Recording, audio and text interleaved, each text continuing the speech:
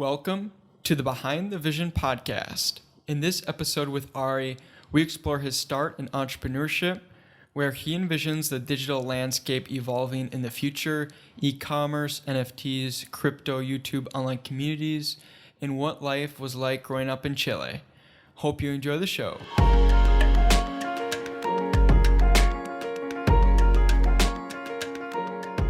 To kick things off, Arie, I usually do a deep dive into people's social media before I have them on the show. And one thing that I noticed in your Instagram bio was you mentioned Renaissance Man.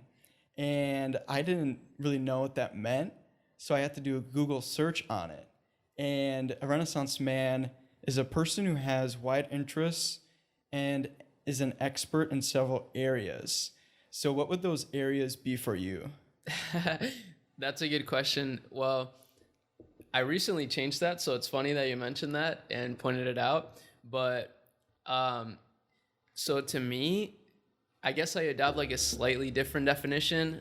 My definition kind of removes the expert side of things.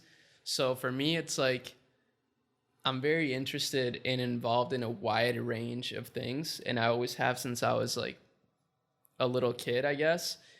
So just to keep the answer short, those things would be business, art, skating, video games, reading, science. These are all things that like I've been very passionate about for a very long time. So I've kind of developed like a pretty good understanding of all of those things. Even though I wouldn't consider myself an expert necessarily in all those things. I mean, I'm still really young. I would say that I'm pretty competent in all those things. So that's why I have that bio. It's a little bit like maybe cocky, but it's just kind of the way I see myself, I guess. Dude, I love it. I mean, you have like gamer in your bio, Yeah. but I feel like you do so many different things that it's interesting because, you know, you also have the same perspective of like you don't want to put yourself in a box. Right. Where like you had interests, all these interests since you were a kid, and you just want to like continue to build your knowledge around them. Yeah. Exactly. I mean, I always mention this to people, but like really right now, I feel like I always try to think like, okay, what would my 15-year-old self think of like what I'm doing right now? And I feel like that drives me forward a lot, and it kind of makes me feel like at peace sometimes. I mean, you know, business is really hard.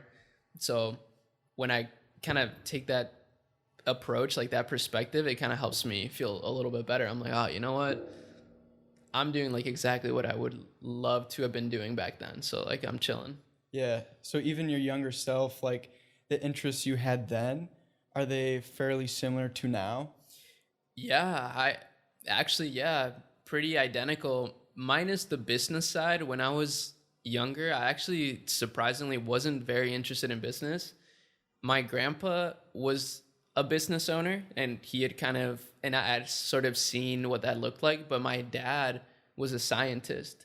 He's an epidemiologist, so he looks into like infection prevention. He's retired now, but that was his career. And I always just loved science a lot. Like that was my primary passion growing up. I used to want to be an astrophysicist. I used to say like, oh man, like that's what I would like to be.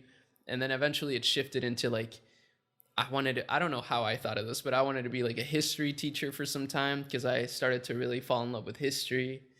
And then after that, I wanted to be a psychologist because I don't know. I helped my family sometimes with some of their issues that they had. Like they would always come to me to like just vent, and I would just listen and like try to give my input on things. So I'd always try to like kind of problem solve. That was like a passion of mine, and I think that's sort of what led me to business ultimately. But yeah, like all those same interests. I'm still doing all those things: gaming, skating, looking into scientific research that I find interesting. But now business as well. You mentioned that you had parents and like relatives come up and like share their issues with you. Was that because you think you were a good listener, or that you had the answers for them? That's a good question too. I mean, honestly, I think I'm a good listener. And that was probably the main reason, because ultimately, like, I'm a kid. I don't know like a lot, right? I don't have a ton of life experience, but I like listening in, right? Like on someone's problems, like I would try to dissect like what they're saying and like maybe provide some sort of solution or like some sort of answer. Even though one thing about me, like I don't really, I'm not, and never have been scared to be wrong. Like I'll try to make sense of something. Like I don't just say like the first thought that comes into my head, but like if I think something through, I'll just, say it regardless of whether I'm wrong or not. And like, I don't know. I think maybe that's why they're just like, they knew that they could come to me with things and I would try to help them in some way and listen, which I think a lot of people need to learn how to do. Like a lot of people don't really know how to listen to someone. So maybe that's why. Yeah. Yeah. What kind of issues were they coming to you with? Any on like relational? I feel like I just imagine in my head like young Arie and like your parents and relatives coming to you about relationship questions and stuff. Yeah, I mean, honestly, funny. Well, one of the biggest things that I can think of, and it's kind of unrelated, but so I moved here from Chile like when I was 11 with my parents, and my family's kind of complicated. So I have two siblings. I have a sister and a brother, but they're both from different marriages. So like my dad had my brother with a different woman, and my mom had her daughter, my sister, with a different man prior to meeting each other, right? Like my parents. So they're my step siblings, but it doesn't feel that way at all. Like I grew up with them, so it wasn't ever like, oh, they're my step siblings. Like they're blood brothers and sisters to me. But one big thing was my brother, when I moved here, both of my siblings, they were older, right? Because they were from different marriages. So when I moved here, I was 11 and my brother was already like in like 25 or something. So he had already like established a life in Chile, and didn't want to move here and kind of hated the idea of moving here. But then he started to consider it more, and like he visited us here in the US, and like he came to me with like, the troubles of like, should I do this? Should I not? Like what's, I know that our parents would like me to move here, but I don't know if that's the right move for me. And I mean, it's funny because like, I even remember exactly what I told them, which was just like, I said, you know what? I think you should honestly just do like whatever you feel is right for you. Like it's such a simple answer. I mean, it's kind of obvious almost, but he genuinely, and that was one of the reasons why I was like, oh, maybe I should become a psychologist, like, because my brother was like, man, that helped me so much. And he is here now, and he has a wife now that I met here, and like he's doing great. So I remember vividly him being like, you know what, that was like super helpful. And I was like literally like 14 years old. I was like, you know what, you should just do whatever you want to do. So yeah, that's one of the things I can think of right now. Mm-hmm. Dang, so you grew up in Chile. Yeah. Dang. How old were you when you moved? I was 11. So yeah, I was 11 years old. So I already had like a life in Chile basically, and then kind of started like a second life here. What was it like growing up in Chile? It was, from what you can remember, I feel like 11 is... Actually, you'd be surprised. I've visited Chile multiple times since then, and I'm still friends with everyone that I was friends with like back then. Like I visited them. My girlfriend Taylor, I took her to Chile. She met all my friends there and my family as well. So I can remember it really, really well. It was totally different, honestly. I mean, not totally different, but one thing that was evidently different was obviously the language, but besides that, the school system was very different. So in Chile, most schools were private schools, and I went to a private school, and like the public schools were just like very underfunded and like, for lack of a better word, just like bad schools. So that was one thing that was totally different. Like when I moved here, you know, like I went to a public school and it was just like, whoa, like no uniforms, like everything still runs smoothly, like the education's still good. I think one of the biggest differences though was in my school in Chile, every grade would go through elementary school, middle school, and high school together, like with the same class, like 30 people. And it was like the same class, like moving forward. And then when I moved here, right, like I moved here at the end of 5th grade. And then in 6th grade, all the classes got jumbled. Like it was totally new people, right? Like my friends that I had made were not in my same class. And that was very different. In Chile, it's like the same 30 people you're like every year. So you get really, really close with them. And you develop like really deep relationships. So that's why I remember it so well. Cause like since like kindergarten to 6th grade, I was like, or 5th grade, I was with the same like 30 people. And then, yeah, here it's like totally different. Like you get jumbled up. I mean, maybe it's the same in private schools here, but I didn't go to a private school when I came here. So I went to a smaller public school back in my hometown, just like a smaller town. Mm-hmm. And like similar to your point in Chile, like you would grow up with these people since you were in like preschool, kindergarten, and you'd go to all the way to like the end of high school with these people. Yeah, and wow. It's insane to think about afterwards that you'd go from like preschool to end of high school and you still wouldn't even like know these people maybe super well, but you spent your entire life with these people. Right. Yeah, I mean, maybe that's like culture too. Like, I don't know. In Chile, like everyone, I mean, I wouldn't say everyone was close, but you know, the friendships that I made in those years that I was there, like I said, I still have till this day. And like, I communicate with my friends on Instagram all the time. And when I go to Chile, like they host me and, you know, like it's just amazing. So it's really interesting. Yeah. What's fun to do in Chile? I mean, honestly, I wouldn't even say I know the best. Like what's fun to do in Chile. When I went last with my girlfriend, Taylor, unfortunately, it was kind of the time when it was, there was like a big political like uprising. So a lot of things were like closed down. There was like a curfew. It was just not the ideal time to go.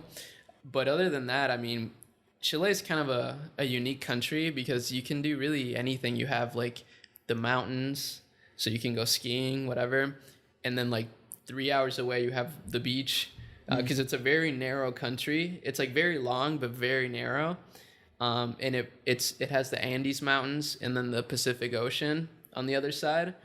So you can do anything. It has deserts. It has like literally any sort of environment that you could imagine. So you can do so much in Chile. It's kind of like a hidden gem, to be honest. You think you'd ever move back from the U.S. to Chile? That's a good question. Oh. I don't think so. Oh, okay. No, I don't think so. But I mean, an ambitious goal, like I would love to have like a house down there for sure. Cause I'm still a citizen. Like I'm a dual citizen now. I'm a citizen in the US fully. I took the test and everything now. So I could get a house down there if I wanted to. And you know, maybe it's in the cards. Mm-hmm. Dang, that's sick. So you finished up high school in the US. Then did you go to college or did you opt out? I did go to college, but I did drop out. Yes. I went for 3 years actually. So I was really close to graduating, but I was going for I was actually double majoring in economics and business administration. So I learned all too well the lesson of opportunity costs. So then by the time it was like my 3rd year, I'd already like started businesses and I was well on my way to building successful businesses. So I knew that I couldn't give school the time that it deserved or my business, right? Like I couldn't do one or the other. So I just decided, you know what? I'm going to take a break. And that's what I told my parents. Yeah, I was like, yeah, you know what, guys, I'm taking a break. I can always come back. Yeah, I can always, exactly. And I mean, that is true. Like I could always come back if I wanted to. It hasn't been that long. But yeah, I did drop out. But it was, I mean, I don't regret going though, still. I think it was a good experience. I mean, I learned about opportunity costs. So taught me a lesson for sure. Yeah. Yeah, I think I think you just start to learn about yourself more from going to college, and there's lots of great opportunities to take up in college, and some of them, might keep you there, and some of them might inspire you to like do something else, because college is just insanely expensive. Yeah, did you go to college? I went for like 1 year. Oh, okay. And then dropped out as well. Nice. But I wasn't part of like this investment club fund at NDSU. Oh, you went to NDSU. Okay. Yeah, so that's why you said Fargo. Fargo. Yeah. Okay, that makes sense. And I like learned a ton just from that experience, and just being involved with different investments and learning more about like how businesses operate, and just being surrounded by those motivated people. That's when I started to research stuff online, figure out about like e-commerce, building brands, and similar to you, like that's when you just start making connections in your head, and you're like, wow, all this stuff in school is so expensive, and oh wait, well I can make money this way and like learn stuff here. It's like, it kind of puts things in perspective for sure. Yeah. Wow. I didn't know you went to NDSU. That's interesting. I have multiple friends that went to North Dakota State. Wait, that is NDSU. Maybe UND? No, UND, yes. UND, that's the one. They hate each other. Yeah, there's beef. That's funny. Beef, That's hilarious. I didn't know that, but man, that's interesting. Yeah. So sweet. Well, we both dropped out. What was the first business you started when you were in college? Because you started it when you were in college. Yeah, yep. So my first business was actually reselling things on eBay. So it was just the most basic form of arbitrage that you could think of. I was literally just finding things in thrift stores and putting them up on eBay, like taking pics of them on eBay, and selling some stuff through that. But then I learned about Alibaba. So then I was like, oh, okay, so I can actually source like whatever product I want, instead of having to look for my inventory in thrift stores and try to get lucky and find like unique things. I can just make it myself. So I found like a couple, is I guess funny in hindsight, but I found some really cool money clips. At the time I thought like they were cool. They're like gold money clips, like to hold like a stack of money.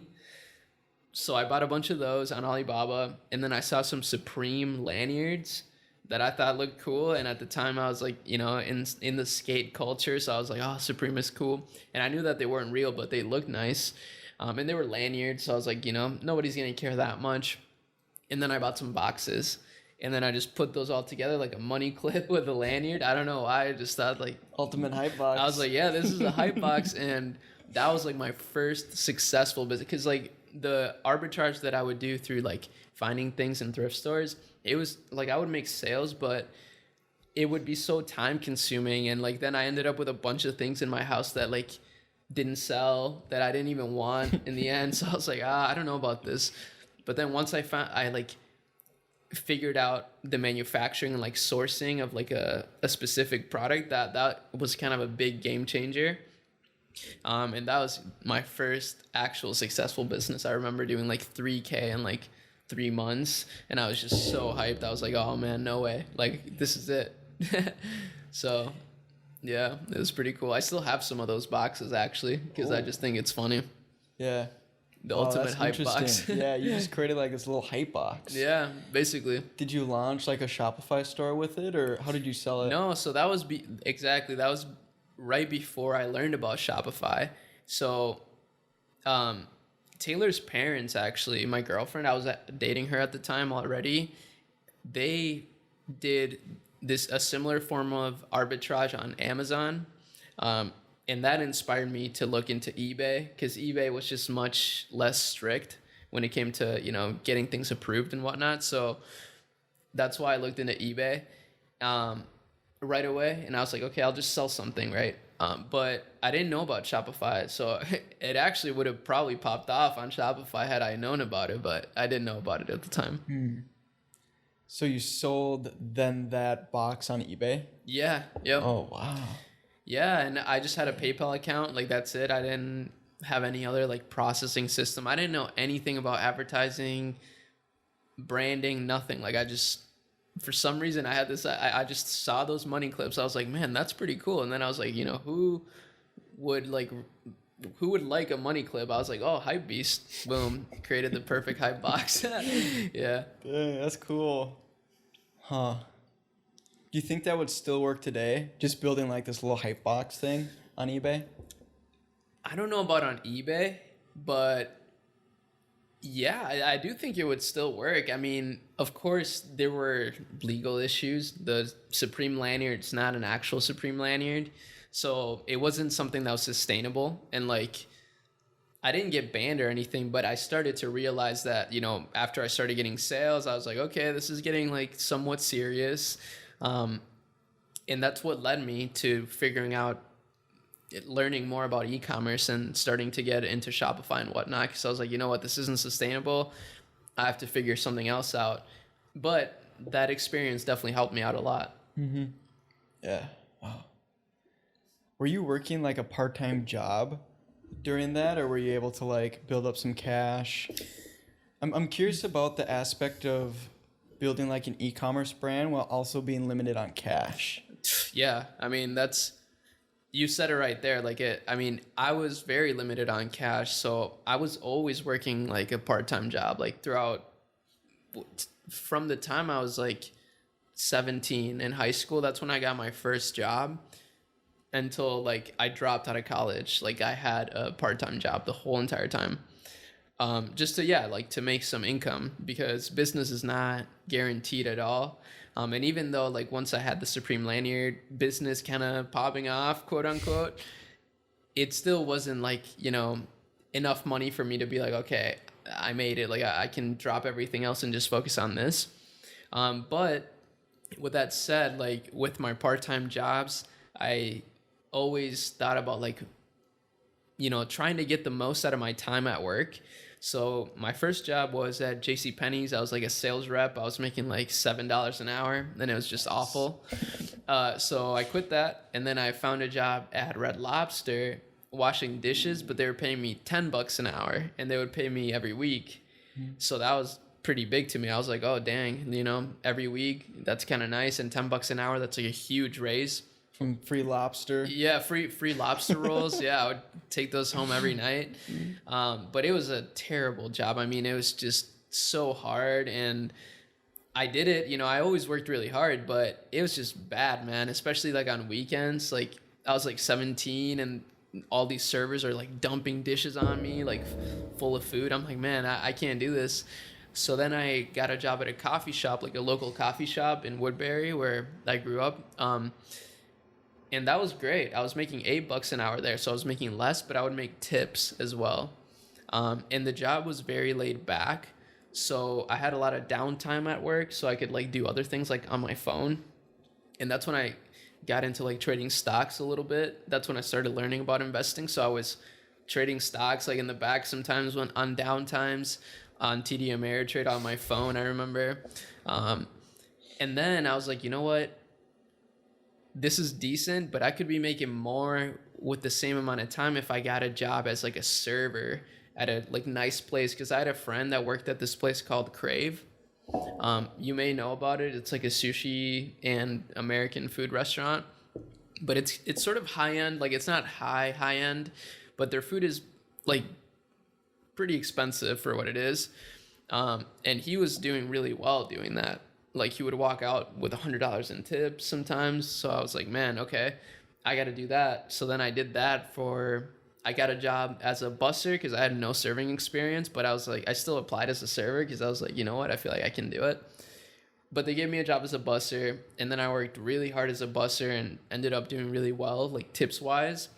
And then ended up asking, like, can I just become a server? Like I understand everything. And they did let me become a server there. And that was huge because some nights I would walk out with like $200 a night in tips, plus the checks, like the bi-weekly checks, all while running like a little side hustle. So yeah, man, I was like, I was doing all that to save up cash in order to fund something, to fund the businesses that I was already running, really. But yeah, always with the idea of like, okay, it takes money to make money. I totally understand that now. So I need money. Yeah. Dude, it's such a popular question. Just I feel like back when e-commerce dropshipping was maybe more popular, just with, I mean, now it's like you want to get a product from China or something, like massive shipping delays. Yeah. I remember the question of like, how much money do you need to start an e-commerce brand was always like a big question. Yeah, it's like the top question for sure. Yeah. I mean, do you feel like there's an amount now that you need? I would say like whatever amount of money you have now is not enough probably, but that shouldn't deter you from like starting. I'm a big believer in like massive imperfect action, like just doing something, because you just learn way more by doing that. Even if it like takes all the money you have, even if you have $500 to your name right now, you know, like if you want to start a business, I think it's worth it to just get started, like start a Shopify plan, start designing a store. And you said it, I mean, with drop shipping, you don't necessarily need even, right, like it's not ideal. Like you have a ton of delays, not a lot of quality assurance at all, but it's not a bad way to start your business if you're, you know, just trying to get your feet wet in business, right? Because it doesn't take a lot of risk. Like it may take all the money that you have if you only have like $1,000, but you'll learn so much through that I think it ends up being worth it. But if I had to think of an ideal number, I mean, I would say like $5,000. That's around how much I had like saved up from all my jobs when I started like my first big success. You can keep going if you want. Oh no, yeah, no worries. Alright, we're back. Sweet. So, I mean, you had the idea for like the Hype Box, and you've created other brands, e-commerce brands since then. How do you get your ideas for the brand products that you want to create? That's honestly, there's not like a very clear answer for me, just because everything has come from trial and error. Like I'll see something that I like, for example, with Luxley, which is one of my main brands right now.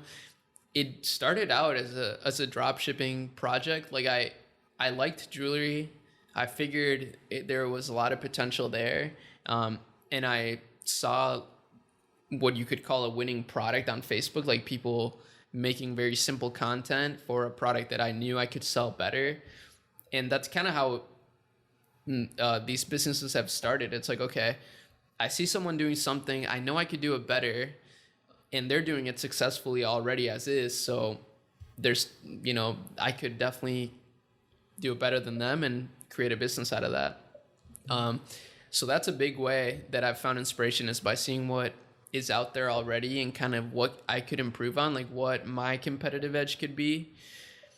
But besides that, just keeping my eye open. I mean, being on Instagram, seeing trends, like seeing what people are wearing, what people are using. And then again, just cross-checking, seeing like what I can improve, or what sort of trend maybe isn't being capitalized on as much. So another brand that I have is called Sky Pearls, and it's with my girlfriend. I started that brand with her, and I made it with the intention of making this like her brand. And we just sell pearl jewelry.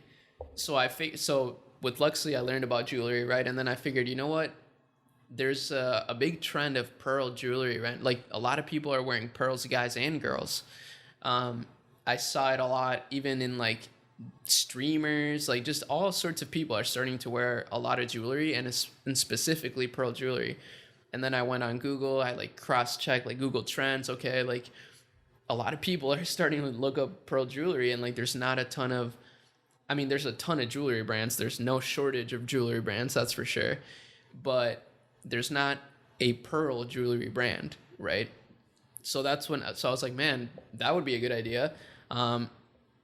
and we started that, and it's been killing it because it's just like a niche down jewelry brand with a capitalizing on a trend that's here to stay, in my opinion. I mean, pearls are kind of timeless, and now they're starting to get even more recognition, but I don't think that trend's gonna die. No, that's cool. You saw like an opportunity, and then you just capitalized on it through like what you know. Yeah. Yeah. Is there a process that you go through from once you have maybe like an idea on like a product to like fully launching it?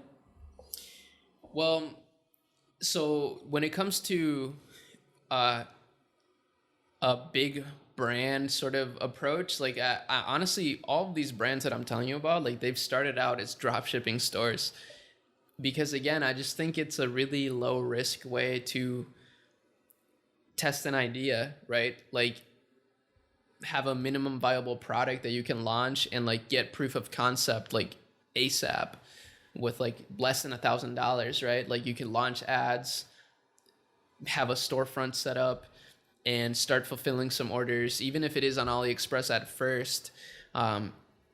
It's better to test the idea and like just go for it and like, you know, put your foot on the gas pedal like ASAP than to try to like make some sort of perfect idea without even knowing if it's gonna work.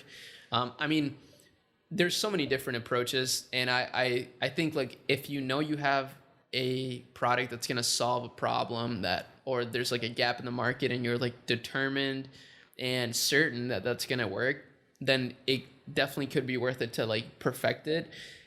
But that never has been my approach, just because I've also had brands in the past where I was sure that it was like gonna pop off. I was like, oh man, this product is like perfect. Like there's just, you know, there's no way that it won't work.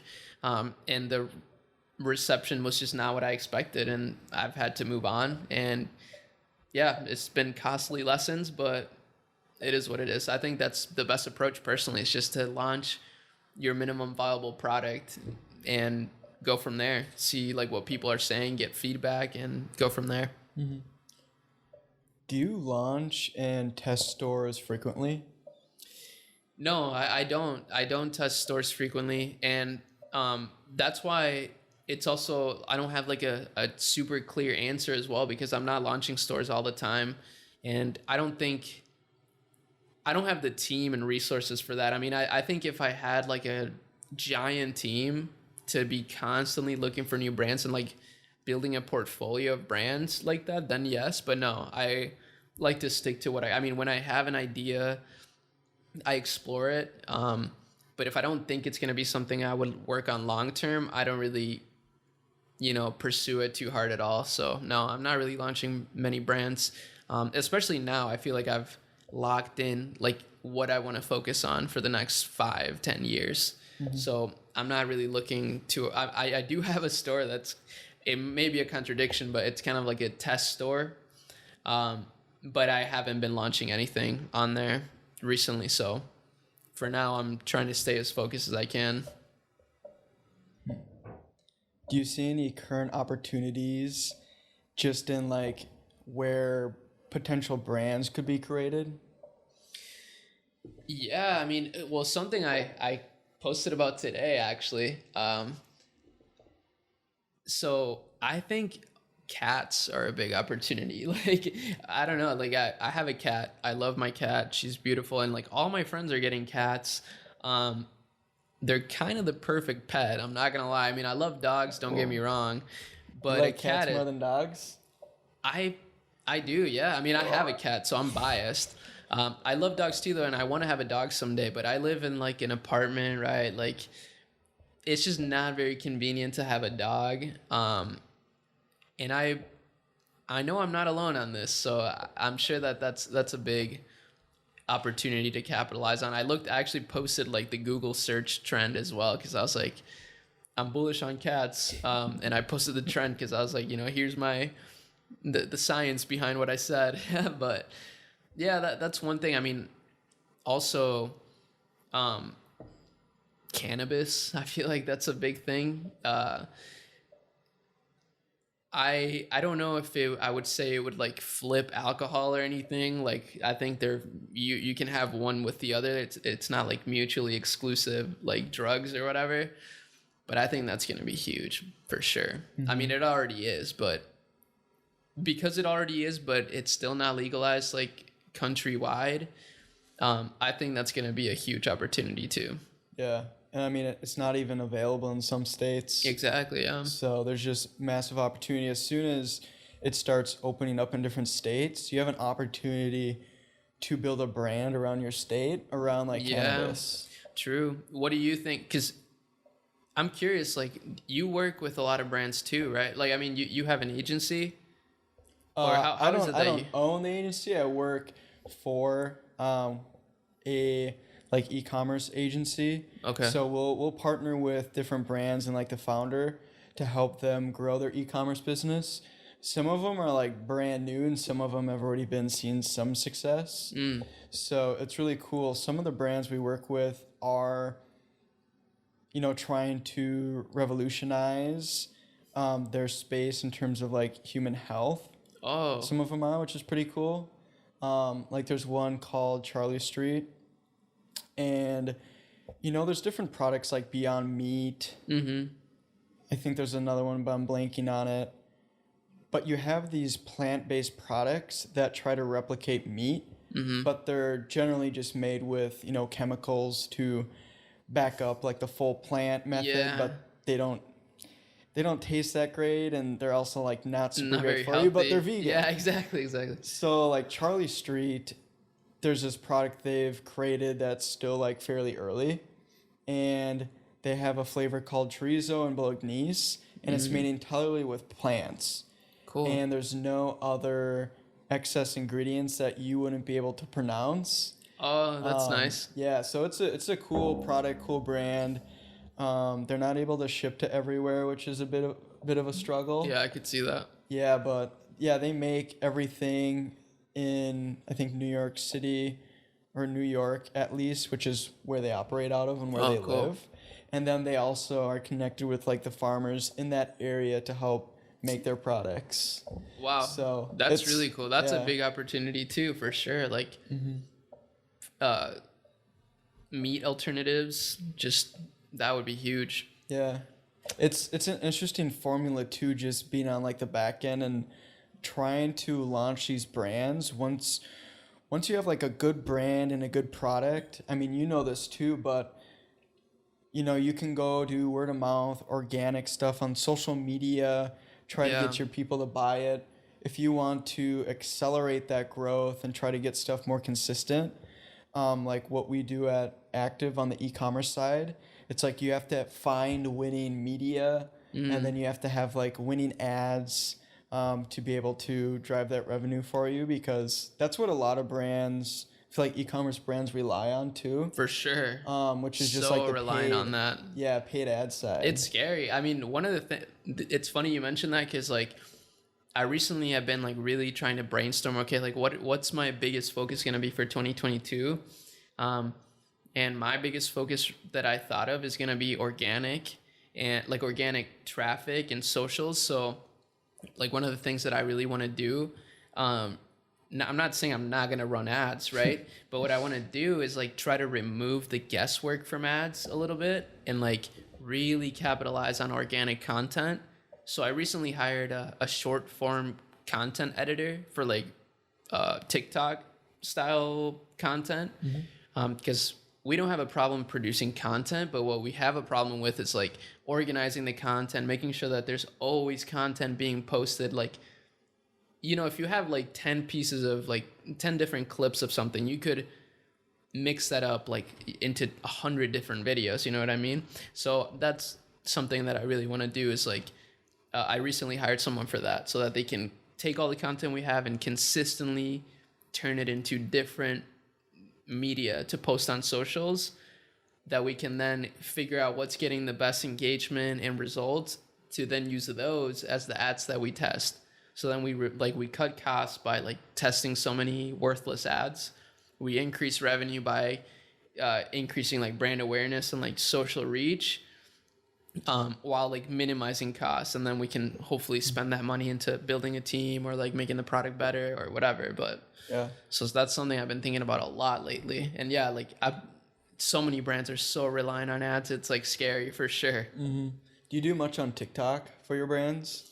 I'm starting to a lot more. Like I'm starting to shift focus a lot towards TikTok, but I still find, like, for example, on the ad side of things, I still find that Facebook delivers like the best quality of traffic, even if it's not tracking the best, or like if it's a little more expensive. I still find that it's worthwhile to focus on. And when I say Facebook, I do mean like primarily Instagram, but it's all ran through the same platform. So but I am starting to focus more on that for sure. And that's why I want to create more TikTok style content, because then, well, to be honest, like every platform, every social media platform is starting to look at what TikTok has done, and they're starting to be like, damn, like we need to do that too. YouTube has YouTube Shorts now. Instagram is Instagram Reels. So what's beautiful about that, I mean, from a brand point of view, is that if you focus on, for example, TikTok style content, then you can just recycle that content across all the other social medias with like not that much more effort. So you get like 5x the results with like two times the effort. You know what I mean? So that's why that's something I've been thinking about a lot. Even though the ad side of things hasn't been too great on TikTok for me, like reach is really good still, like just organically. Like if you just post like, you know, a TikTok a day on your brand, like you will get views no matter what. Unless you're, I mean, I don't know, unless you're posting something like awful, but you know, Just tanks. yeah. Yeah. But generally people don't do that. Like they try to have, you know, something good to post. Correct me if I'm wrong, but isn't TikTok ads have just insane tracking on users, like even more crazy than Facebook when it started in terms of how much they're tracking users? Well, to be honest with you, like not that much. It's pretty similar. I mean, Facebook is pretty insane. You know, you can track so many different metrics. I mean, even like how much time someone spent on your site. Like you could do so many things. With TikTok, it's still actually like pretty bare bones. Like, for example, you don't you know, on Facebook you have the purchase optimization, right? On TikTok, it's completed payment. So maybe it's just semantics, like it's just a different way of wording it, but like I don't feel like the optimization is as good as on Facebook. And also what I've heard from my friends that have scaled things on TikTok like significantly is that things die out quicker. You have to cycle ads in quicker at a high scale. So I'm not sure. I mean, I don't think it's more than Facebook though, for sure. Though they are owned by China, so maybe there's stuff that I don't even know about, you know? Yeah. But who knows? Who knows? We may never know. Yeah, we may never know, exactly. No, that's crazy. One thing I think will be big just on the e-commerce side for businesses is focusing on retention and trying to get people to come back and purchase, but also trying to like build loyalty with them. I think with different platforms and, you know, relying on the paid and organic side, I think it'll be big for you to understand your customer more. Yeah. And then being able to, you know, keep them as a recurring customer and being able to provide value to them. That's a really good point, for sure. Yeah, I mean, that's probably objectively, I feel like that's the best way to cut costs is by just really focusing in on like your existing fan base. Mm-hmm. So that's definitely a good point, for sure. Yeah. If you were to look into the future, where do you maybe see e-commerce going? I know I recently watched a video of yours where you talked about, you know, Shopify launching NFTs. Yeah. Which is insane. That's going to be huge. Yeah. Like, where do you maybe see e-commerce going in like the next like 1 to 2 years? because everything moves so fast now. I know. Well, especially now, like with this, Web3 revolution. I mean, I don't even want to call it that because it's kind of like a marketing gimmick, in my opinion. But things are moving quicker than ever before. So you're right. What I think is going to happen, honestly, is like, first of all, the big top dogs are just going to get bigger. I mean, the brands that are already killing it are on Shopify specifically. I'm not talking about like retail, like, traditional retail. I'm talking about like Gymshark, like these brands that are already crushing it on e-commerce. They're only going to get bigger, and they're going to implement things like NFTs to create an even closer community and drive even more revenue and profits. But then I also see that the smaller businesses, I think, will actually get an edge too. So unfortunately, I feel like this happens, maybe not, but I think like the people in the middle are maybe going to struggle more. But I think like the top brands are going to kill it. And then the small brands that are like, that have a really close like emotional connection with the, like you said, like with their customers and their audience, I think those are what the brands that are just gonna crush it so much in the next couple of years for sure. Mm-hmm. Sweet. No, I'm pumped for NFTs to come out. That's gonna be really interesting. Yeah, just NFTs. I mean, we'll talk about crypto in a little bit because I know that's something you dive into too. But even for events, like we have through the movement culture event in Minneapolis, like we just host on Shopify, but being able to create like NFT tickets for the events and being able to utilize those to like build the community through movement culture is something that we want to do in the future. Yeah, that's cool. Huge. So you're a part of movement culture as well? Yeah. Yeah. Cool. Yeah, there's about a total of 4 of us just within movement culture on like trying to get sponsorships, branding, getting the event to come to life. Yeah, that was such a fun event.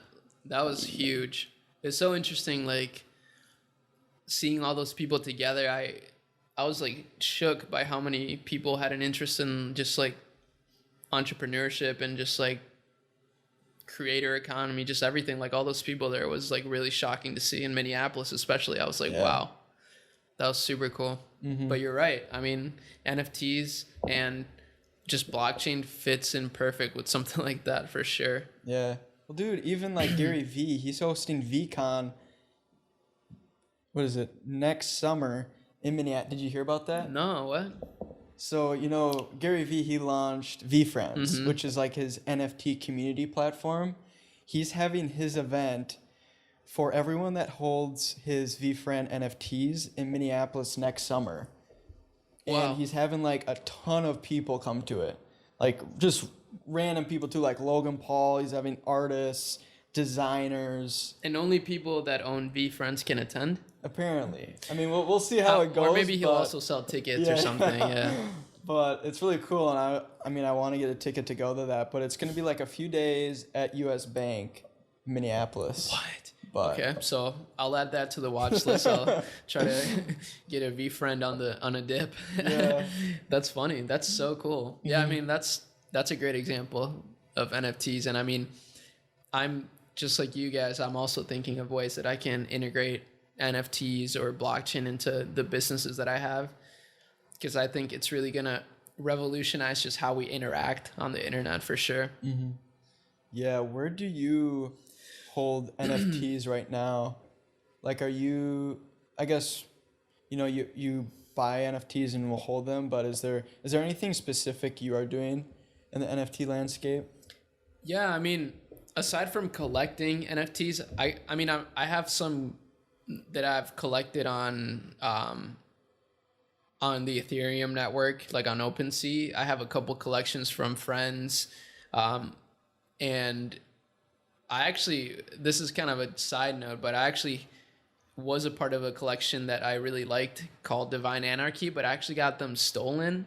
Like I got my wallet hacked, my MetaMask wallet hacked, but that was a complete different story. How did you get it hacked?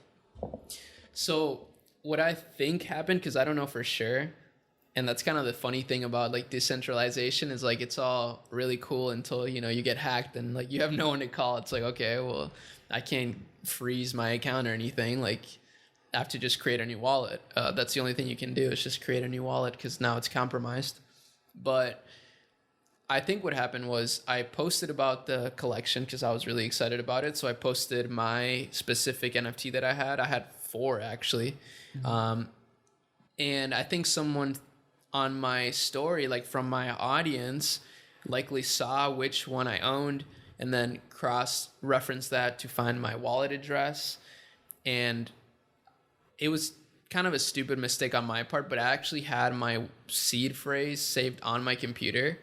So I'm not exactly sure how, but somehow they were able to hack my computer, get my seed phrase, and steal my wallet, or the NFTs that I had in that MetaMask wallet. And I mean, I don't think it's especially dangerous for people in e-commerce, because like you're always downloading different extensions, like checking people's like portfolio if you're like hiring someone. So it's not that difficult to probably get some malware into someone's computer, like especially someone involved in business, like online business. So I think that's probably what happened. Like somehow maybe they send me an email pretending to, I've actually gotten these a lot, pretending to be like a brand, and they want to collaborate with me, and they're like, just here's like some of our examples, and they put like a Google Drive link, and through that maybe they get some malware on my computer. And then the dumb mistake, so that's something for people to learn, is like never keep your seed phrase on your computer. Like keep it written somewhere else, like outside of the digital space, because it could get compromised. But yeah, besides that, I'm also invested in a couple of Solana NFTs, which is like a competing blockchain to Ethereum. They just have like much faster transaction fees and cheaper. And then besides that, I also recently got acquainted with some people that are building a really cool NFT collection. It's going to be, they're creating an animated series, but they're kind of crowdsourcing it or crowdfunding it through NFTs. And I've known the team for a long time, and they asked me to help like be like have like a creative role in it, like when it comes to branding, and just kind of advise through my experience and do what I can to help them like be a success. So I've been a part of that, and that's been really exciting. I've been learning so much through watching how they arrange things and manage everything, and it's been super cool. But that's it. So I'm not any sort of expert in NFTs or anything. I don't own a ton of NFTs. I'm not like heavily invested in the space as far as like money. But I'm, like many people, just kind of watching and trying to learn as much as possible. Because I do see that there's going to be a big future for it. Mm-hmm. Yeah. You mentioned that, you were connected to this NFT community that's going to be launching soon. Mm-hmm. Just more on like the brand oversight. Is there something, because you do a lot of things within like the digital ecosphere, you could say, do you have like a favorite thing you do? Yeah, I do.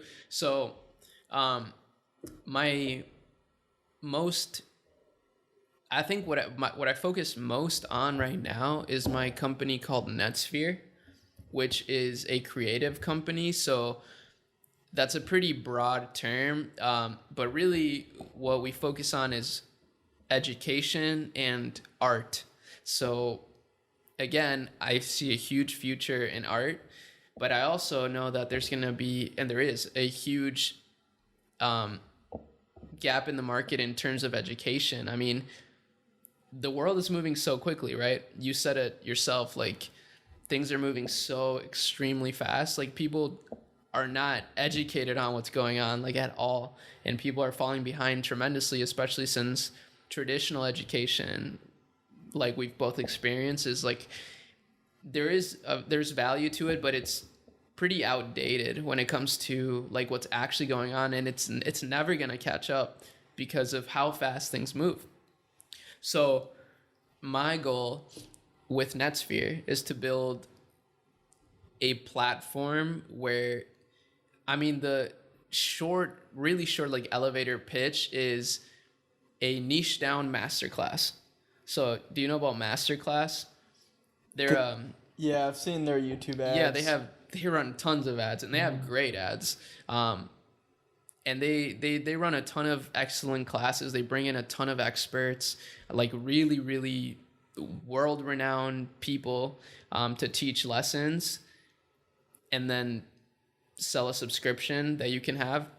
So my goal is to do a similar thing, but for builders and creators. So I want to bring in experts when it comes to e-commerce, branding, digital marketing, email marketing, SMS marketing, Photoshop design. Like I would like to have all of those relevant skills when it comes, like, for builders and creators or entrepreneurs, and have it all be under one subscription.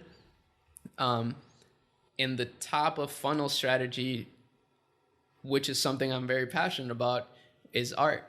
So I make art myself, but I'm also You just bought like a. What did you buy for that again? What's that called?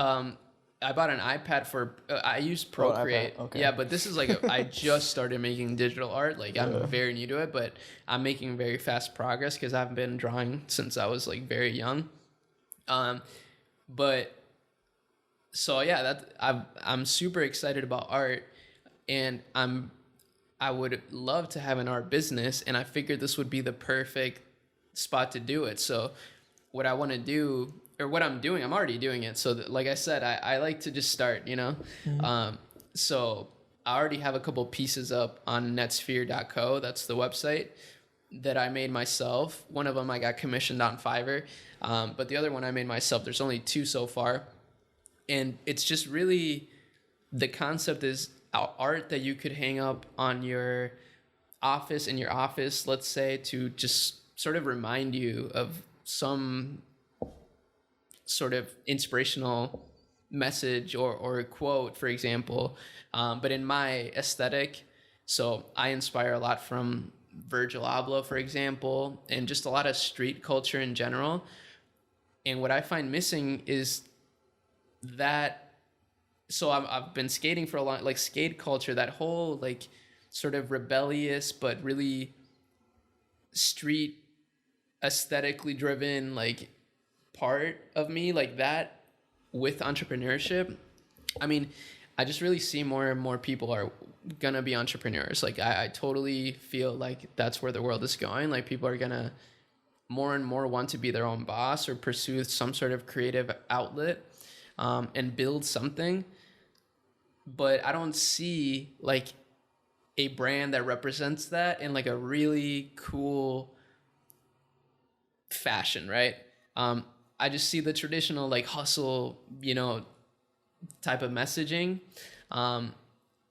So that's kind of what I want to do, is like, okay, make art of my own with some friends as well that make art. I've already been kind of talking to them about it, and they're really excited about it, and they're going to be creating some art too that is really aesthetically pleasing, like looks really dope, and also has an underlying message behind it. Because I realized like I could make an hour-long video, right, talking about mindset. Oh, you're good. You keep going. I can make an hour-long video talking about mindset, or I could just, you know, have a really, really cool art piece that represents the same message as that hour-long talk on mindset through just like one image, right? Like I love the concept of a picture is worth 1,000 words. A picture's worth 1,000 words. I really love that. And that's kind of what art is to me, you know, like it's just very abstract. Like you can make it what you want, but I would love to make art specifically for people that are building things or want to pursue some sort of, let's say, side hustle, and want the like consistent motivation. I mean, I think that's the first step, is like having the motivation or inspiration to pursue something, you know, outside of the traditional norm. That's the first step, and then is learning. But the first step is like the inspiration. Would you want to build Netsphere into like the digital community that it is currently? Or do you want to try to, because you mentioned NFTs. Mm-hmm. So is the NFT part, is that something you want to do more on the personal side and kind of maybe build a brand through that? Or do you want to like merge the two of like the digital community and also the NFTs? I would love to merge them. I mean, this project that I told you about, like this NFT project, is something I said yes to because I figured it would be an amazing opportunity to learn. Like, because I love learning with, like, I'm a hands-on learner. Like, I want to do it. I mean, I learn both ways, but I learn best when I'm just doing something. So I was like, yes, like this is perfect. I love the team. I like the idea. I can definitely be useful here. It'll be a good opportunity for everybody. But yeah, that's not what I would like to merge with Netsphere. I don't think it pairs well together. But this is teaching me so much about what I could do in the future with Netsphere and like how I could integrate NFTs into it. But the first step to me is going to be just traditional art, just making literal posters, canvases that people can hang up in their physical, environment. But through that, I mean, we could very easily make all of those designs into NFTs if we wanted to, and have people collect them for their digital environments in the future. But that's the beginning step. Nice. Could be like a little combo, little Yeah. bundle, little digital and the physical version. Yeah, for That'd be sure. cool. And I mean, I've seen people do it, so I know it's not impossible. I mean, I know Ty Lopez says this a lot, and I know that he has like a pretty controversial reputation out there, but he says like you should never be the first or last to do something. I don't really believe in that too much, but I've seen people do it. I know it can be done. So, and I know it's not too late now. It's still pretty early, I think. Yeah. So I think I'm in a really good position to really make Netsphere like, a $100 million company. I mean, that's a bold statement, but I really think it could be that big. Masterclass is valued at like $3 billion. So I know that education is big, and I know that art is only getting bigger through the NFT movement. They're a perfect combination to me, and to me specifically, because like I love both of those things, and I feel very passionate about working on that. So that's my most exciting business, I would say. Yeah, for sure. That's fair. I'm gonna have to get in that. Dude, we have a That'd be Discord. cool. Like, I mean, the Discord is free, like, and it's amazing. It's so fun. And, again, like my goal is to be like the director. It's not that I don't want to be the teacher. I love teaching people what I know. It's just that I know that there's so many people that know so much more.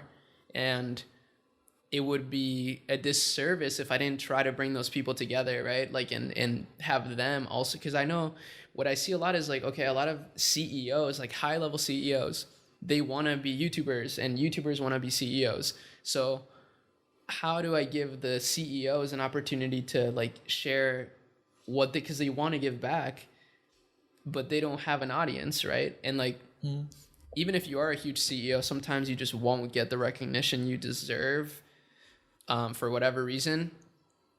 So that's a perfect way, right? Like having them make content for this community of people that are there to learn about business or whatnot.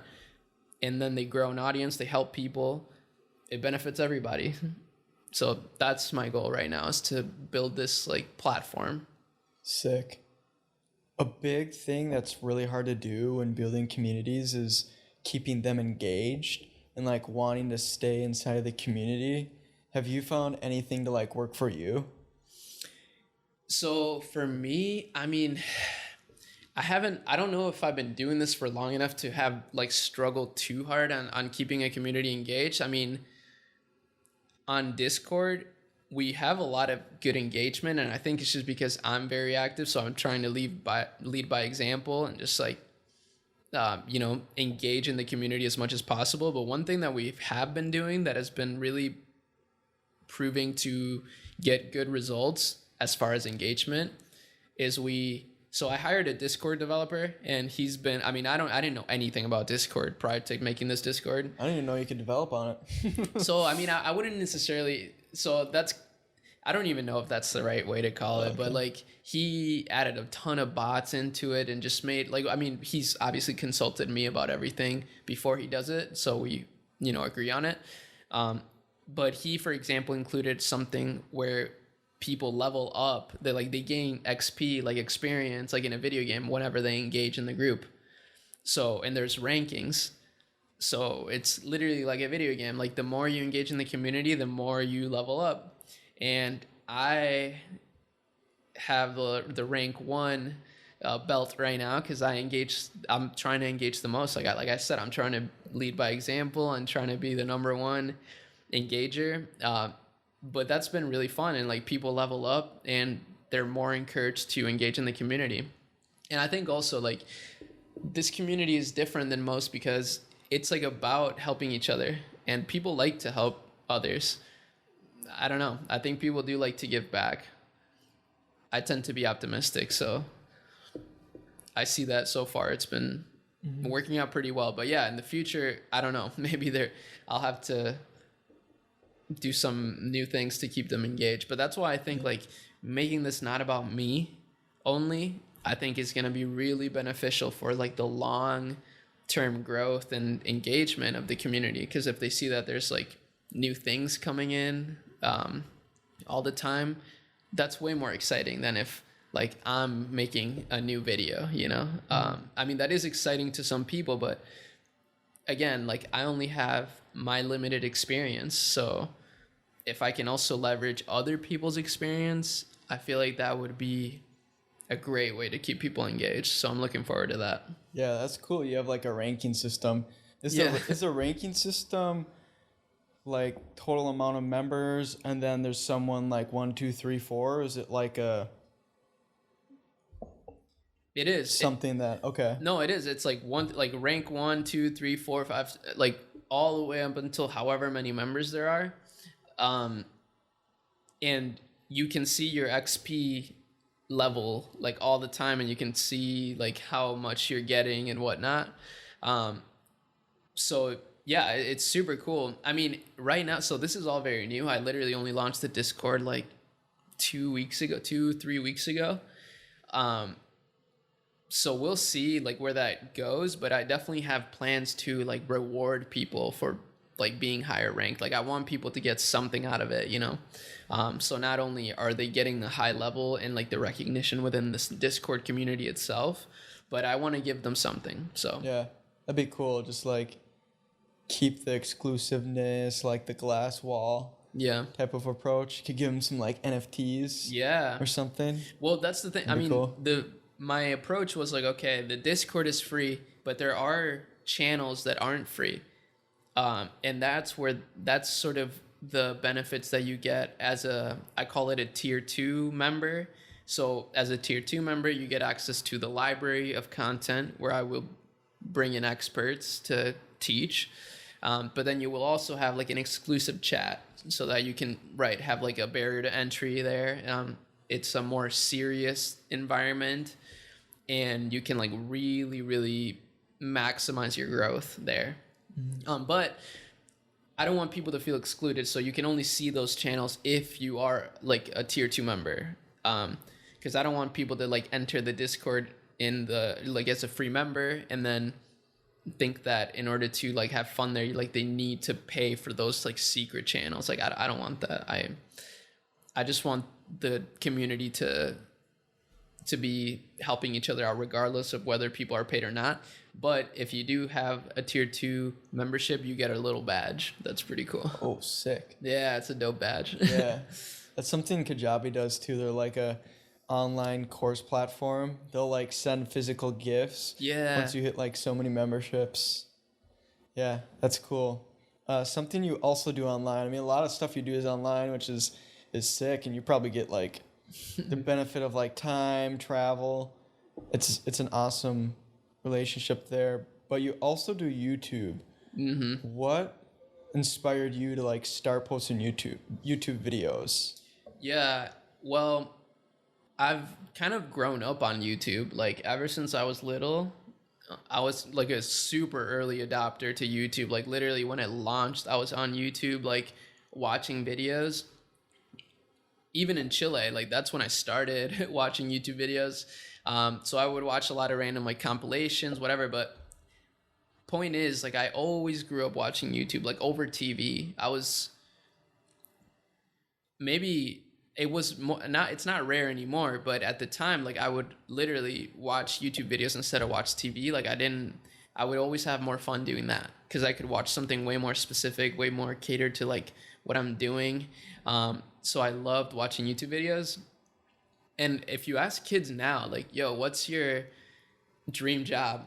They all say YouTubers, and I think it's because they watch so much YouTube, so they see it as like something fun. And I think that's like the same thing with me. Like I saw it as something super fun because I always watch YouTube videos. And it wasn't really until I finally had success with a business where I was like, oh, you know what? I watched some people online that give advice on business. I could do it too. Like now I have something to like provide, and I can share my journey, and people can, follow me and help me as well. And that's kind of what drew me to it. And I saw some other people doing it. So I saw someone else do it successfully. So I was like, you know what, if they can do it, I can do it too. And maybe even better. So that's what I did. And then, yeah, that was like definitely one of the best decisions, I think. It's so rewarding, like to document your journey in so many different ways. Not for everyone. Obviously, it's not for everyone. But it was something that, I don't know, I've loved it since the moment I started making YouTube videos. I was like, okay, this is really cool. Mm-hmm. Dang. Yeah, you've been super consistent with YouTube videos. I'm a subscriber. If you're not subscribed to Arie's channel, go subscribe. Thanks, bro. Yeah. But super consistent with YouTube videos. Was there any, like, did you face any roadblocks when maybe starting YouTube that you had to overcome? And, like, how did you overcome those? Yeah, well, I mean, honestly, there haven't been many roadblocks because I've always done YouTube as, like, I don't want to say a hobby because, like, it's not a hobby. Like, it's a part of my life. But it's always been with the intent, like, I've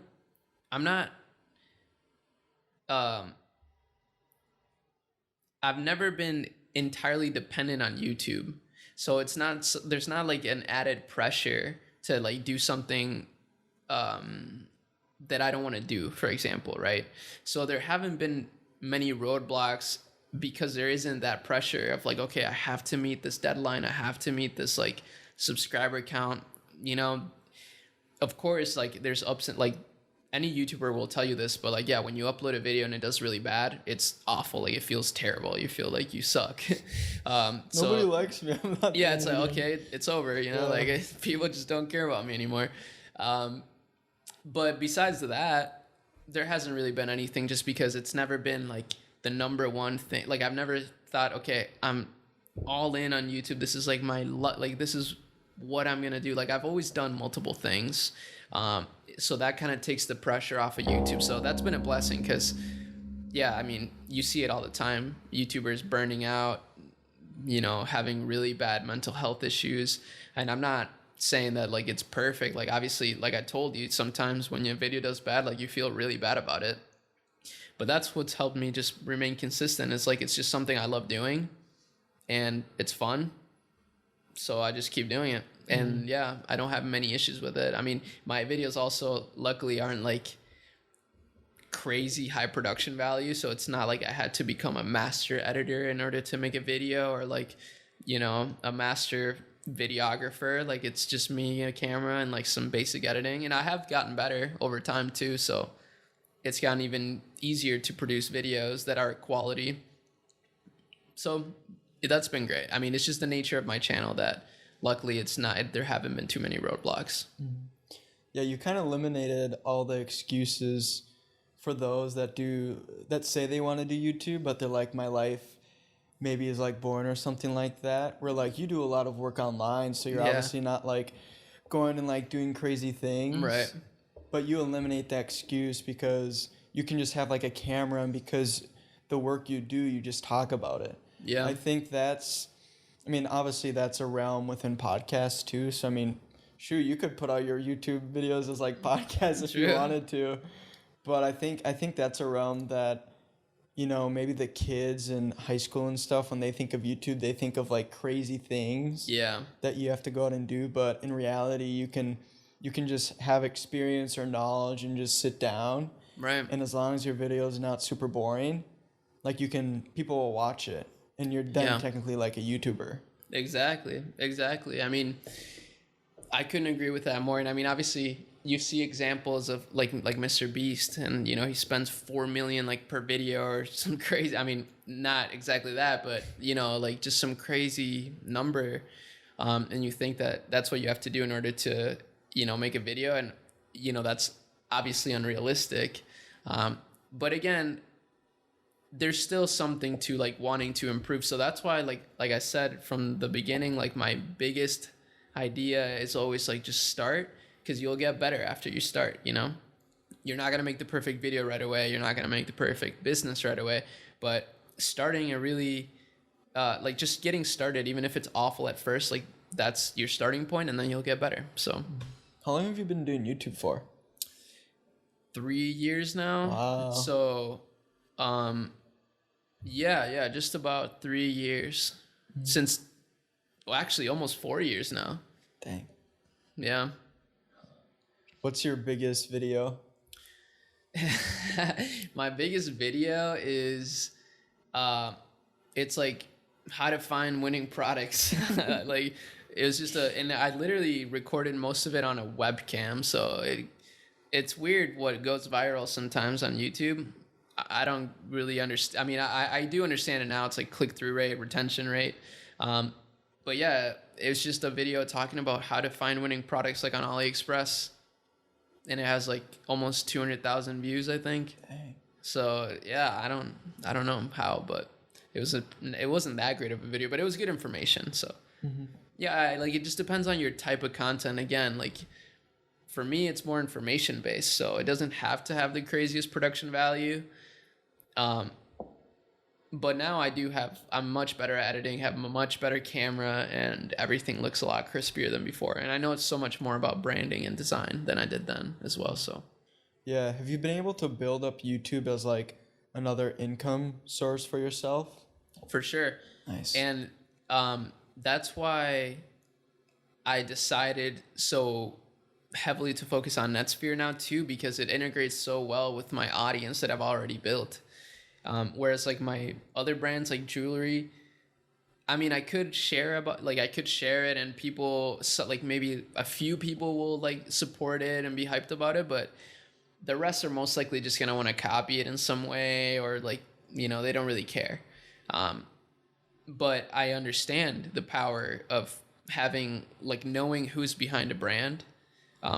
Tesla and Elon Musk are a good example. I don't think Tesla would be as big without Elon Musk, right?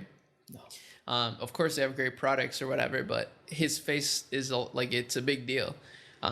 So I've been wanting to build a brand like that for a while, since I know the power of YouTube and I know the power of my audience. But yeah, so now I'm very excited. It is an income stream of mine for sure, and it will enhance the Netsphere business. It already does. I mean, it's already a business that's running and making, consistent revenue every month. So I'm just really excited to continue to grow both like side by side. They're very complementary. Yeah, you created like a perfect like combo there, where you have like your YouTube videos for pushing that organic traffic over to Netsphere for people that are already interested in your videos. Exactly. Yeah. And that's why I'm like, I mean, man, I'm really happy right now, because I'm very excited about the trajectory of this company, and like just like this art side of things that I'm including now is so exciting and so fun for me. And it's just cool like to see how all my experience has like led up to this point. So very looking forward to see like where we're at even a year from now. I'm sure it's gonna be insane. Yeah. You're gonna be in the metaverse. Yeah, dude, it's gonna be crazy. Oh, sweet. just last question, just on like the YouTube Sure. side, you know, do you see yourself in the future consistently posting the same videos that you are now? Do you have any plans to change it up? I mean, your videos now are great, and I'll tune Thanks, into man. them. Do you have any future plans for like future YouTube?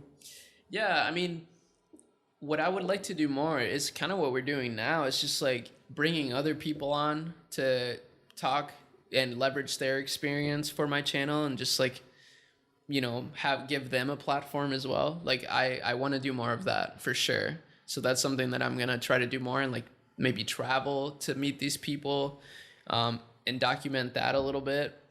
But aside from that, my channel is a lot also about like current stuff that's going on. So because of that, it's always going to be like ever changing, right? Like, with the NFTs and Shopify thing, I mean, that added a whole new avenue to my channel that I like didn't even think about. It's like now I'm starting to cover a little bit about NFTs because Shopify is getting into NFTs. Therefore, it's like very relevant to me and my audience. So I think it's always going to be, I mean, the essence is always going to be there. It's always going to be me and a camera. I don't think that's ever going to change. But I think I will continue to improve the production value, like slowly but surely. I mean, I don't want to include things that I don't need to, or like spend a ton of money now that I don't need to spend. But as we scale the businesses, I think, yeah, like the production value will go up. The editing will be better.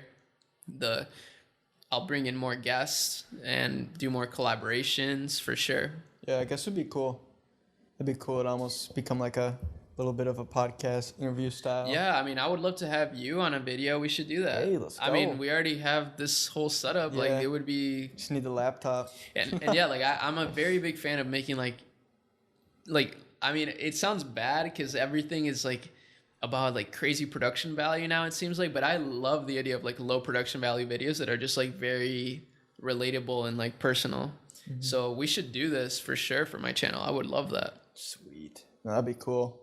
That'd be super cool. Yeah. You have any plans on coming out with like a day in the life?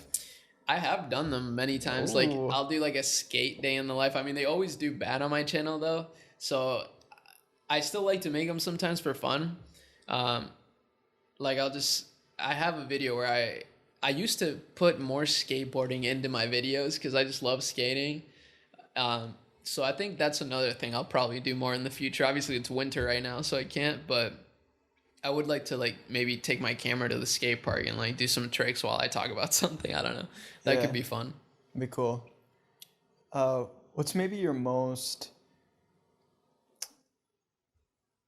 person that you watch a lot on YouTube?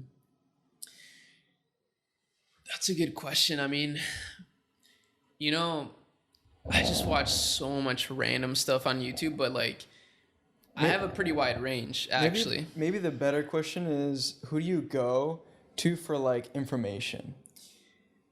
That's a good one. I listen to a lot of different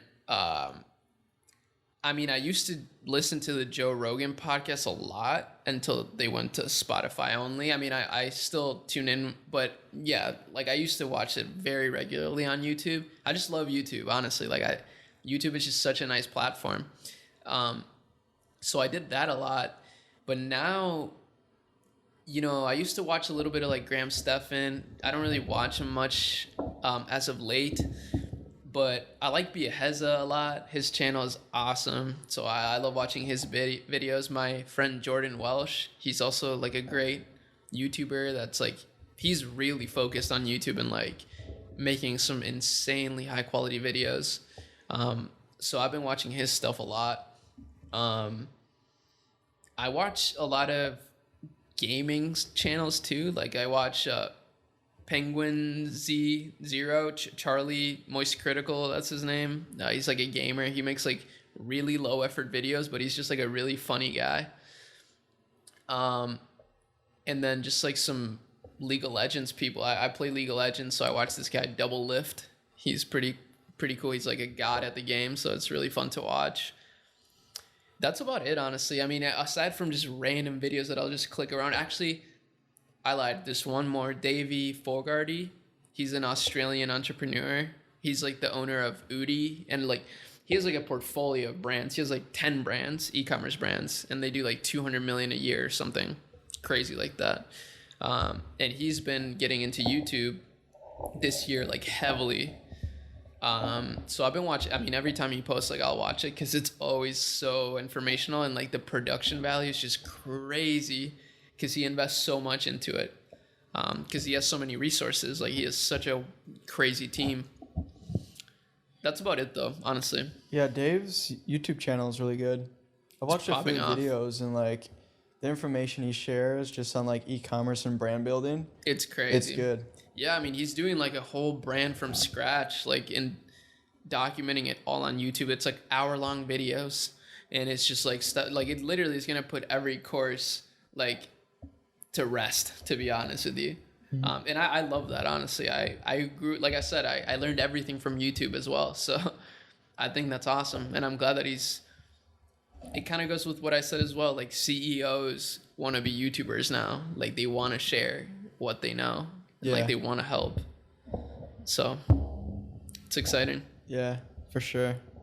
I know I wanted to touch a little bit just on like crypto with you, because I know that's another thing that you're also kind of like learning, investing in. I'm very into it for sure.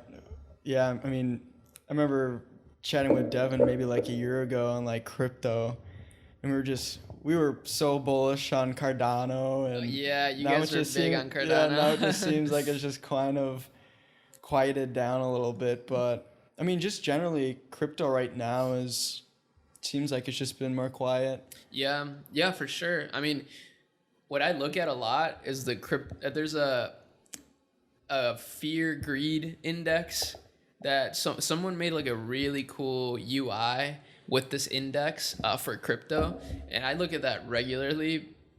To be honest, that's like never been wrong when it comes to like selling and buying, at least since I've been looking at it. So last month it was like at extreme greed. It was like literally all the way up until greed, like on the greed side of things. So everyone was like extremely like bullish and greedy, and like everything was up so high, and then it all tanked. And like you said, now it's been quiet. Like the fear has been like it's like now all the way on the fear side. But then now it's starting to be more, it's still on the fear side, but more towards the middle. And things have been pumping more. So I think it's going to continue to go back to the greed side. And this time I'll definitely take some profits on the greed side, nice. For sure. Just because, at least on some of the things that I'm not extremely confident in, like super long term, which are things like scooping up that Dogecoin. Yeah, that Dogecoin, exactly.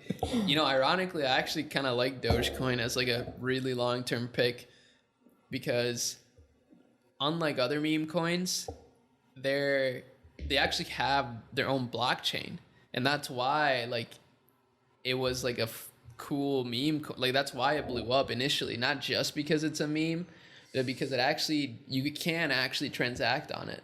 So it actually could be used as a currency. And some people do use it as a currency. And like the problem with Bitcoin was that it's too expensive to transact on for like little transactions. So that's why Dogecoin actually kind of makes sense. And then Ethereum is like extremely expensive to transact on and slow. So that's why like Shiba Inu, for example, which is on the Ethereum network, it's like an Ethereum token. It's just not gonna, I mean, I don't know, you know, not financial advice, but I don't think it's gonna last, because like to send $1, you gotta pay like $20. So it doesn't make any sense. There's no utility. It's not gonna be used as a currency at all. So I don't see it lasting. But Dogecoin, it's its own blockchain. It's super cheap to transact on. So it's like a good way to get people introduced to crypto, I think. So I think I think Doge is here to stay, personally. Yeah, I think Elon's gonna pump Doge too. I think he's into it. He likes it. Yeah, I think just with all the things he's doing and incorporating it into his rockets, and like when he goes to Mars and stuff, I think as long as crypto like stays around, I feel like he's gonna try to like intertwine that into it, For and sure. Doge will just keep on going. I totally see that for sure. Yeah. And yeah, I think Bitcoin is for sure here to stay. And like, if Bitcoin is here to stay, then I totally, Dogecoin is an easier to transact on Bitcoin. So I think I think it'll be good. It's not a bad pick. At least, obviously, I wouldn't have my whole net worth on that or even close to that. But Put it all on Doge. yeah, I don't know about that. But That'd be funny. some people do. Some people do. So Yeah. that's definitely where crypto is kind of. I don't like the fact that people are gambling their whole entire net worths on things that that are very speculative. Even the whole crypto thing, I'm not gonna lie, we don't know, right? It's only valuable because we say so, right? As soon as people don't think it is, it's not gonna be so. But I think it's too big to fail at this point, personally. But I recognize the fact that it could all go to zero, so probably a good idea to have some funds still. Yeah, for sure.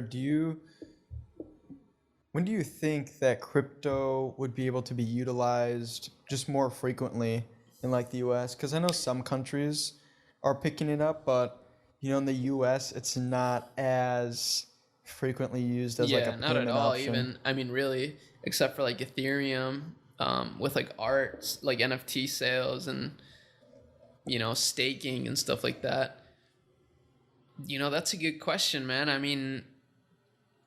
Do you think when Meta and just the virtual world starts to open up, do you think that's when crypto starts to really boom? Or I think that, but also when gaming starts to really pop off, play to earn games, when there's actual good play to earn games, or once the already mainstream games start adopting some form of play to earn mechanism.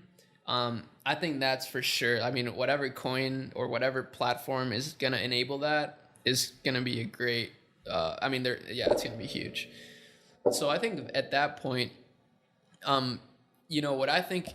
I still think though, probably the best investment is Bitcoin personally, just because. I think Kathy Wood has said this. She said that it is the reserve currency of the crypto world. So if you think that crypto's here to stay, then it only makes sense that Bitcoin is going to be the safest asset to own within the crypto space, because it will be the reserve currency. It's US dollar versus any other currency. It's US dollar is the reserve currency, so you most likely want to own USD. But maybe not for long. Maybe it's going to be the yuan in the next 5 years. Who knows? What's the yuan? That's the Chinese currency. Oh, would that be connected to the US? What I think could happen is it displaces the reserve currency of the world, which right now it's the US dollar, but I don't know. They're printing a lot of money, man. Yeah. So it's quickly becoming less valuable. Mm-hmm. And China's making big moves. So that could happen. Yeah. No, that's a interesting topic and just discussion. Both areas, both on China and the amount of money that the US is printing and how much has been printed in the last few years. It's is crazy. Insane. It's really crazy. Yeah. And to be fair too, there has been so much technological progress.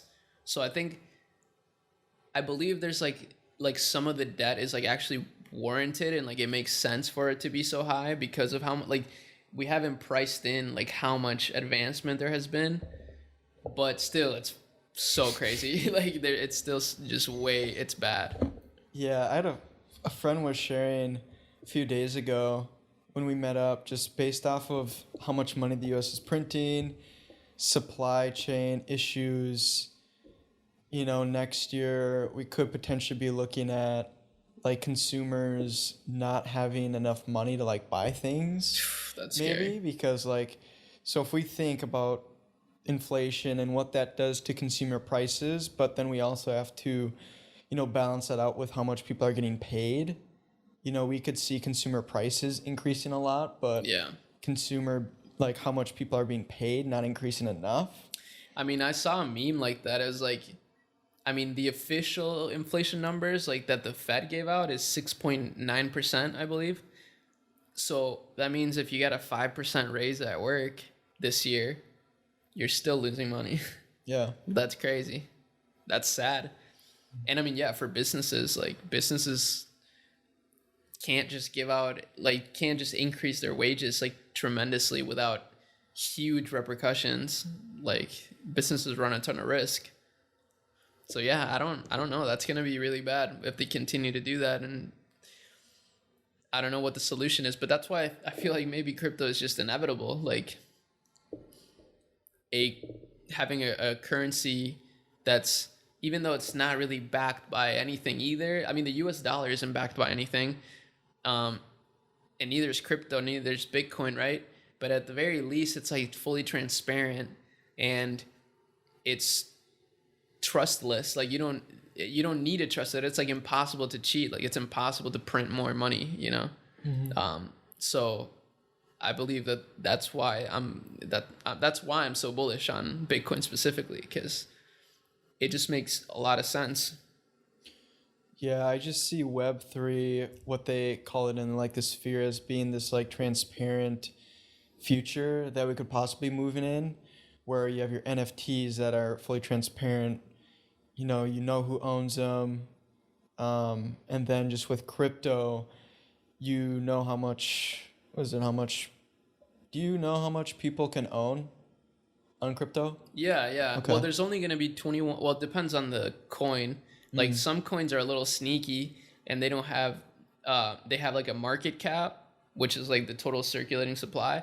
But then they also have a fully diluted market cap, which is like, so they introduce more coins as time goes on, which is kind of like a way to manipulate the supply now.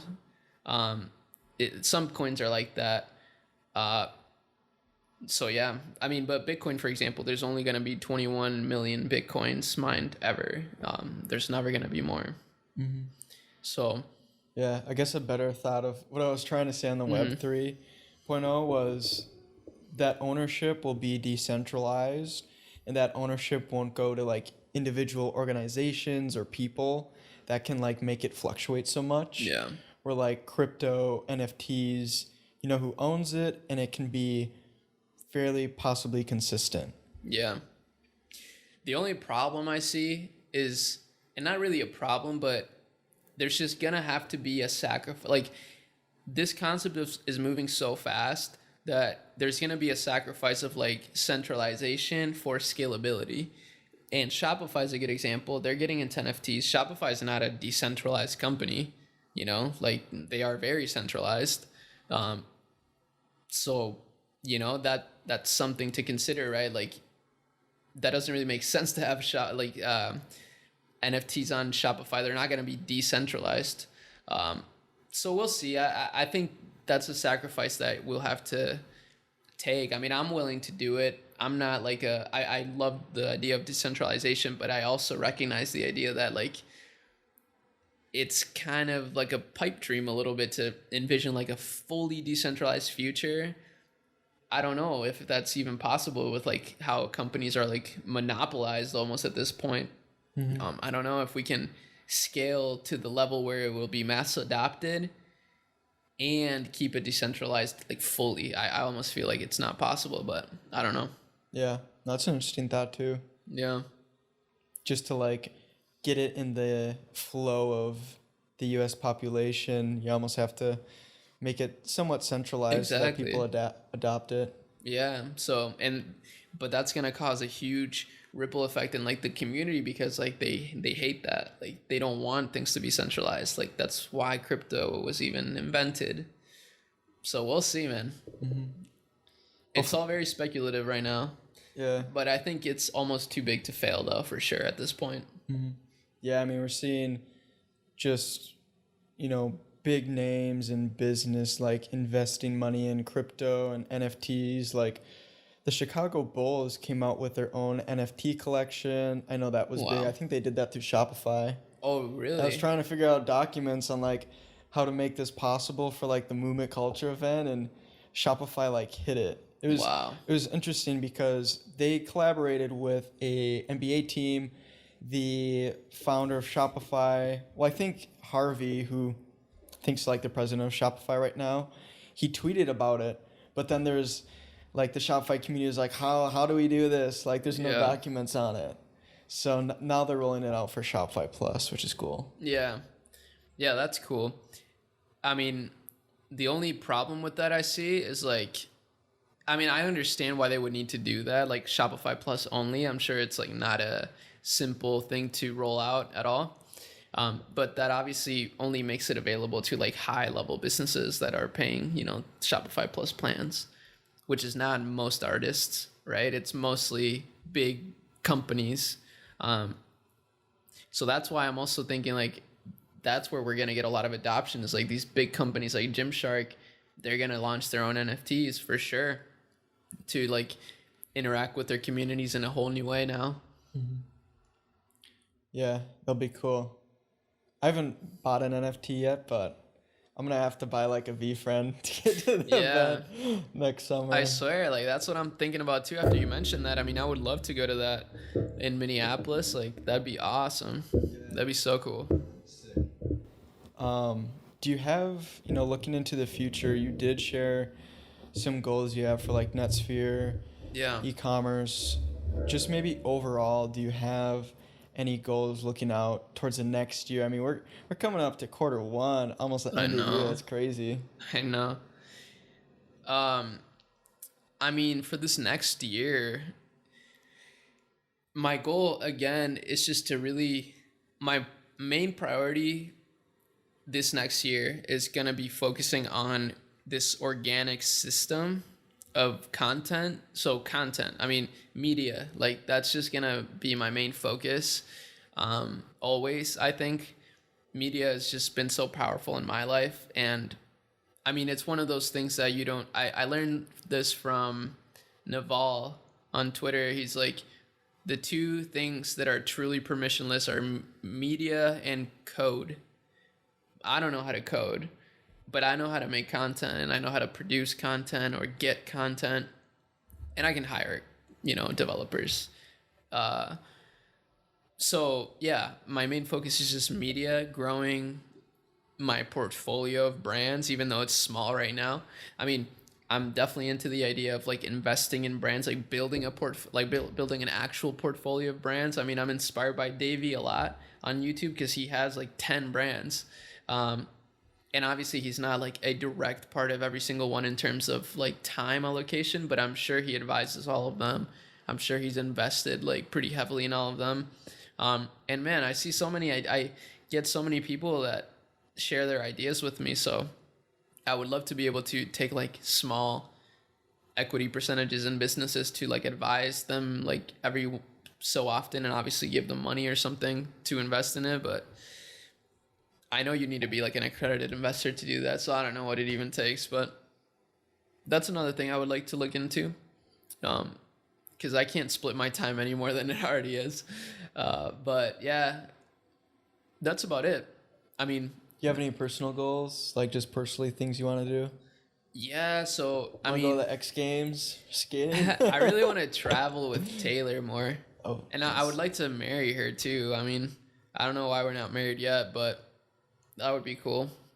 So I'm sure maybe we'll do that next year. I mean, that kind of ruins any sort of suspense, but so that would be cool. Just don't ever listen to this. Yeah, she probably won't listen this long maybe, so it's probably fine.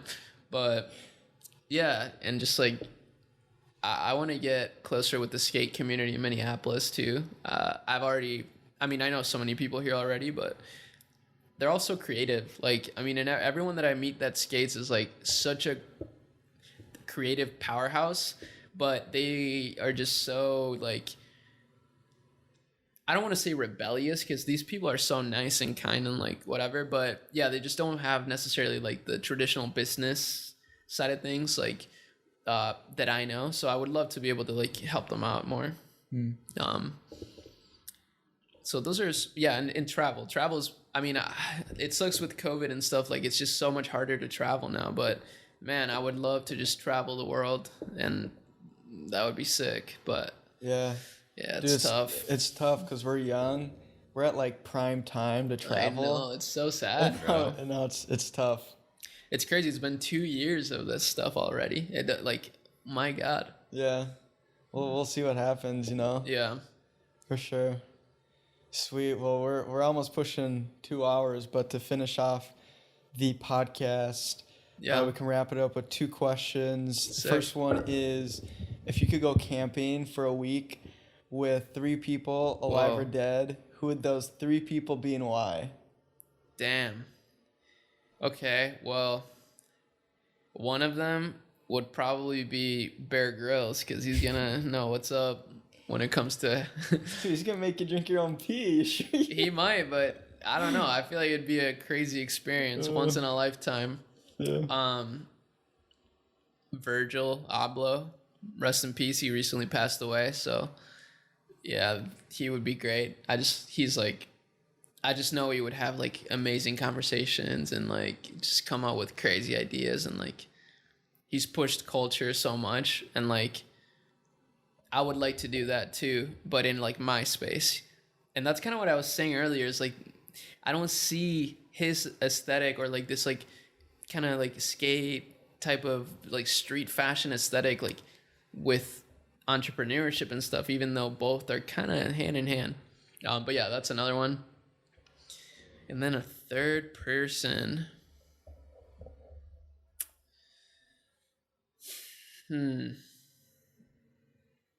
That's tough.